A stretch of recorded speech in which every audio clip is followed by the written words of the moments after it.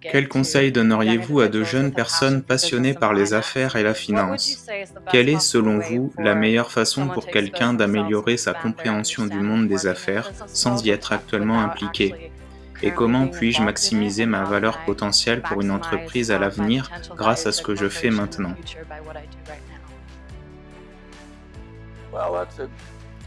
Eh bien, c'est une bonne question. J'ai rencontré tellement d'entre vous qui veulent devenir riches en se lançant dans la finance. Et bien sûr, la plupart d'entre vous ne deviendront pas riches. Bien sûr, 99% seront dans le bas de l'échelle. Je veux dire, c'est comme ça que ça va fonctionner. Si je regarde les gens de ma génération, c'étaient les nerds qui étaient patients et rationnels qui s'en sortaient bien. Ils vivaient bien avec leurs revenus.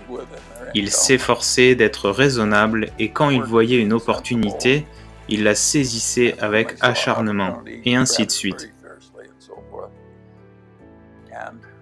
Et je pense que cela fonctionnera pour les nouveaux nerds de ce monde. Pour les gens qui réussissent parce qu'ils sont des vendeurs stars ou des personnalités charismatiques, je ne suis pas de cela, donc je ne sais pas comment faire. Donc si vous n'êtes pas un nerd, je ne peux pas vous aider. Et je pense que la plupart des gens qui essaient de se lancer dans la finance ne vont pas réussir. Et il y a beaucoup d'excès minables dans ce domaine, parce que l'argent facile attirera toujours les excès minables. C'est juste dans la nature des choses. C'est comme une bande d'animaux se nourrissant d'une carcasse en Afrique. D'ailleurs, c'est une image que j'ai choisie exprès.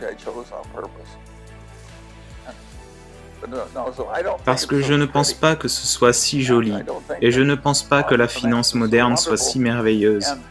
À mon époque, beaucoup de gens dans le domaine de la finance étaient plutôt des ingénieurs.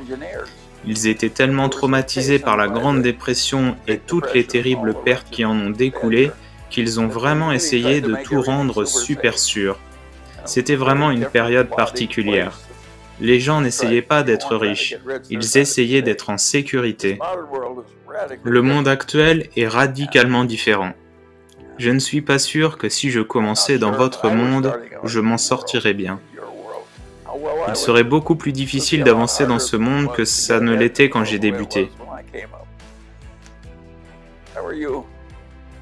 Si j'étais vous, c'est mon meilleur conseil, je pense que vous serez plus heureux si vous réduisez vos attentes et si vous essayez de les satisfaire. D'ailleurs, je pense que c'est généralement une très bonne idée. Ça semble stupide, mais c'est tellement évident. Savez-vous combien d'entre nous sont satisfaits d'un succès plutôt modéré? Ça vaut la peine de le savoir, parce que c'est ce que la plupart d'entre nous obtiendront. Cette vidéo est terminée, n'oubliez pas de mettre un pouce en l'air si vous l'avez aimé, ce sera très apprécié. À bientôt!